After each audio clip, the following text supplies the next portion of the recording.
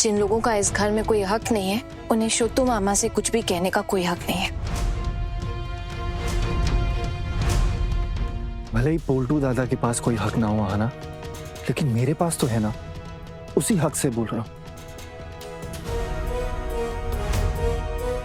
नहीं है, और जब तक माँ आपको ये हक नहीं दे देती तब तक नहीं है, और हमारा भी कोई हक नहीं बनता है। ये तो माँ हमें जब तक इजाजत देती है इस घर में रहने की, हम भी तब तक ही रह पाएंगे।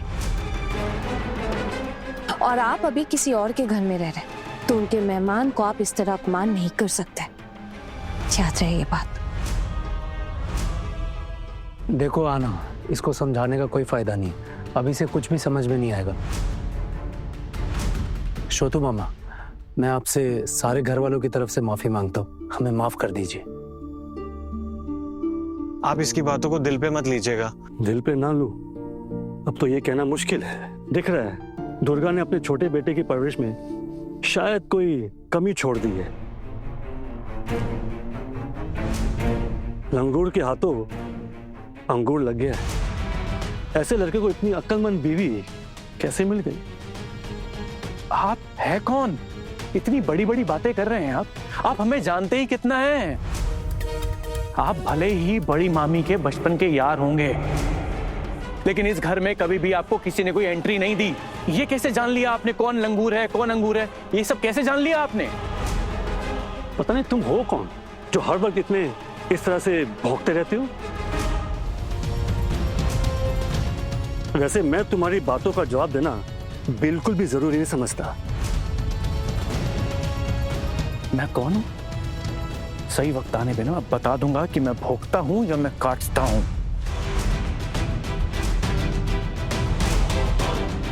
मुझे बिल्कुल भी जरूरत नहीं है तुम्हें पहचानने की। घर में पूजा है पोल्टू, और छोटू तो हमारे घर के अतिथि है। इस वक्त सब लोग खुशियां मना रहे हैं, और अगर तुझे हर चीज से दिक्कत हो रही है तो तू यहाँ से चला क्यों नहीं जाता?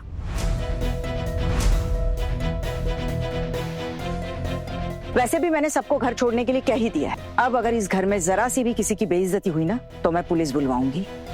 सावधान किए देते हो। वाह बड़ी मामी वाह। देख रहा है ना छोटू, देख रहा है कैसे बड़ी मामी को चुभ रहा है अगर मैंने छोटू मामा को कुछ कह दिया तो।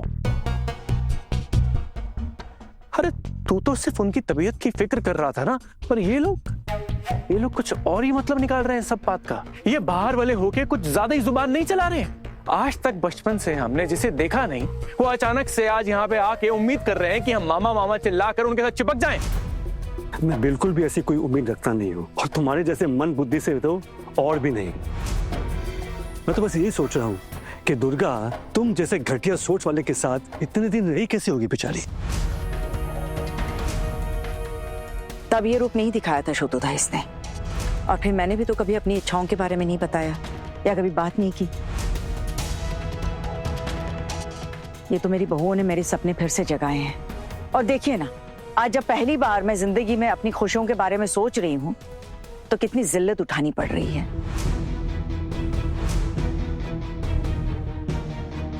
देखिए, मेरे अपने मुझे बदनाम कर रहे हैं।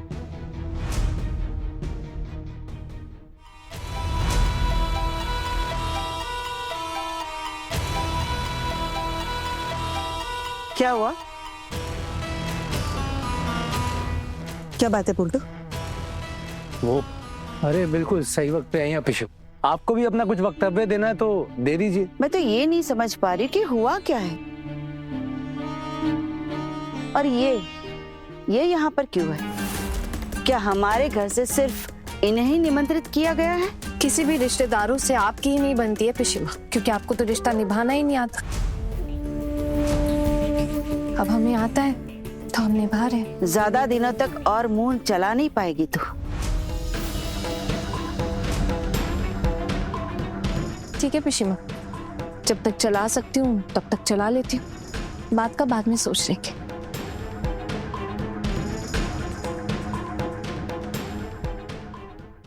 छोटू मामा, गुस्सा मत कीजिए, ये घर माँ का है और माँ के कहने पर ही हमने आपको न्योता भिजवाया था। इन लोगों का कोई हक नहीं है कि आपका अपमान करें। छोटू मामा, आप जैसे पढ़े लिखे व्यक्ति का ऐसे अपमान देखकर मेरा भी सर झुका जा रहा है। आप इनकी बातों को लेकर अपना दिल छोटा मत कीजिएगा। मेरे दिल में बेकार की चीजों के लिए कोई जगह नहीं है। जिन्होंने मुझे न्योता दिया है, मेरे लिए वो कई ज्यादा बढ़कर है इन घटिया सोच रखने वालों से। देखिए छोटू मामा, आप टेंशन मत लीजिए, हम सब हैं ना आपके साथ। वैसे सोचो जा, आप तो अकेले आदमी है ना, वहाँ अकेले अकेले रहने से अच्छा है कि आप यहीं आकर क्यों नहीं रह लेते? क्यों भाभी, आप अपने छोटू दा को तो अपने पास रख ही सकती है ना?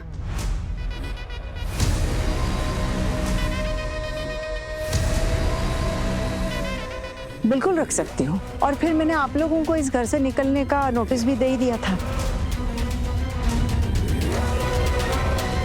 उसके बाद तो ये घर खाली ही पड़ा रहेगा, तो क्यों ना छोटू दा यहीं आकर रहे।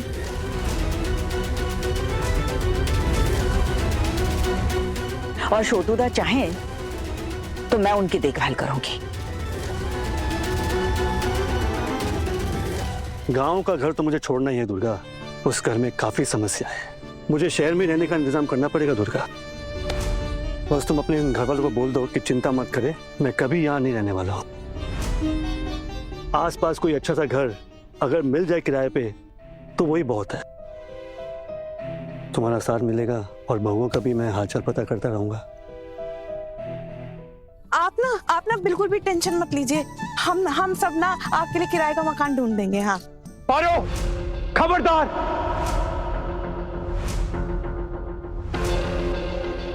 आप क्या सोचते हैं कि आप हमेशा मुझे सबके सामने डांटेंगे और मैं चुप हो जाऊंगी? मैं आपको पहले भी कह चुकी हूँ कि आपसे जो बन पड़ता है ना, अब आप कर लीजिए, क्योंकि मुझे अब आपसे ना डर नहीं लगता। क्या करेंगे आप?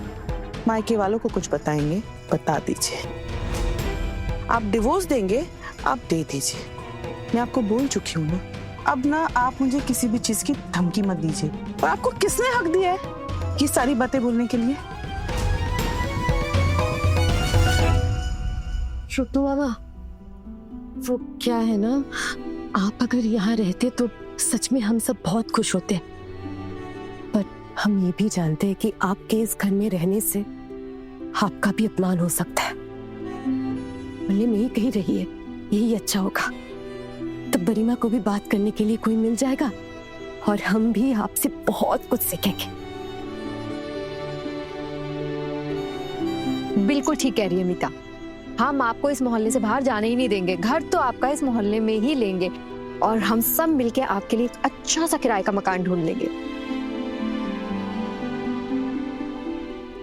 और सबसे बड़ा उपकार तो आपने मेरे ऊपर किया है। आपने मुझे दिखाया कि घर की औरतें केवल घर गृहस्थी संभालने के लिए नहीं पैदा हुई। छोटू मामा, अगर मैंने बीए पास कर लिया ना, तो फिर मैं एमए भी करूंगी और इसी बहाने आपसे पढ़ने का मौका भी मिल जाएगा। हाँ ना, मैंने तो आपको परमिशन नहीं दी इस चीज की, तो आपने किससे पूछ के ये सोच लिया कि आप ऐसे करेंगे? मैंने आपको दी परमिशन नहीं ना? मुझे इसके लिए किसी के परमिशन की जरूरत नहीं है और पढ़ाई लिखाई के लिए तो बिल्कुल भी जरूरी नहीं है। मैं तो आपसे खर्चा भी नहीं ले रही हूँ ना मेरी पढ़ाई का, तो फिर किस हैसियत से आप मुझे रोक सकते हैं? मैं आगे पढ़ूंगी और एमए भी करूंगी। माँ, आप कुछ बोलते क्यों नहीं हो? आपको सुनाई नहीं दिया हना ने क्या बोला? सुनाई दे रहा है। शायद यही बात अगर मैं पहले सुनती तो मुझे गुस्सा आता, लेकिन छोटू, अब मुझे ना ही गुस्सा आता है और ना ही चिढ़ मचती है। अब मुझे लगता है कि मैं जो पहले सोचा करती थी वो बहुत ही गलत था। छोटू, आप जल्दी ही इस मोहल्ले में आ जाइए। आपके मोहल्ले में आने से सिर्फ इस घर का नहीं बल्कि इस मोहल्ले का भी बहुत भला होगा, तरक्की होगी। और फिर आप गांव में जचते नहीं हैं, आप तो हमेशा शहर में ही रहे हैं, तो जल्दी आ जाइए शहर और यहीं रहिए। आप आएंगे यहाँ रहने? जरूर आऊंगा। अब छोटू मामा आइए ना, दर्शन कील लीजिए। आइए।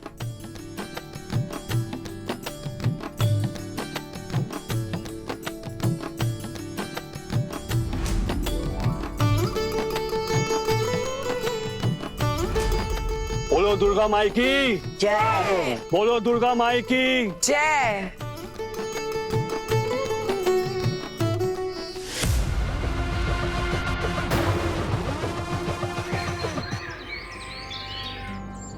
आज महाअष्टमी है। अभी अष्टमी पूजा की पुष्पांजलि होगी। उसके थोड़ी देर बाद हमारी संधि पूजा का मुहूर्त है। संधि पूजा की सारी तैयारियां अभी से आप लोगों को करनी होगी। जी पंडित जी, आप चिंता मत कीजिए, लगभग सारी तैयारियां हो गई है और बाकी की भी कर देंगे। ठीक है, पहले पुष्पांजलि हो जाए। आइए आइए बोदी आइए। आ गई वो आंटी भी आ गई जिनको मैंने बुलाया था ना। दुर्गा बोदी, क्या आपके घर की पूजा में हम भी पुष्पांजलि दे सकते हैं? क्योंकि मोहल्ले की पूजा में बड़ी भीड़ है। हाँ हाँ बिल्कुल पुष्पांजलि दे सकते हैं। और फिर दोपहर में थोड़ा सा भोग प्रसाद भी खा के जाइएगा। अरे थोड़ा बहुत क्यों माँ, पूरा पेट भर के खा के जाइएगा और घर में से सबको लेकर आइएगा। वैसे हम लोग भोग प्रसाद में खिचड़ी बनाएंगे। कल जब आपके घर न्योता देने आए थे ना, तब कोई था नहीं, शायद इसलिए आपको पता नहीं है।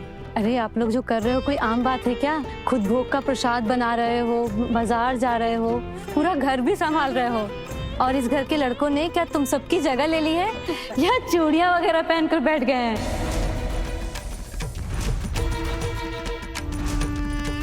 अरे क्यों, माँ दुर्गा भी तो औरत ही है ना, और हम भी एक औरत है। एक औरत ही औरत का सबसे ज्यादा भला समझती है, और लड़के तो हमेशा कुछ भी करते रहते हैं। अगर हम औरतें ही माता रानी की आज पूजा करेंगे तो उसमें दिक्कत क्या है? और वैसे भी हमने ना आज अपने घर के मर्दों को ना छुट्टी दे दी है, आराम करने दिया है उनको। लोग तो कुछ और ही बोल रहे हैं। क्या ही बोल सकते हैं, घर में पूजा है, क्या कहेंगे लोग? इसमें बोलने जैसा क्या है? नहीं, कोई कोई बोल रहा था कि आपके घर में युद्ध चल रहा है, देवी दुर्गा की तरह आपकी घर की बहुएं असुरों का विनाश कर रही हैं।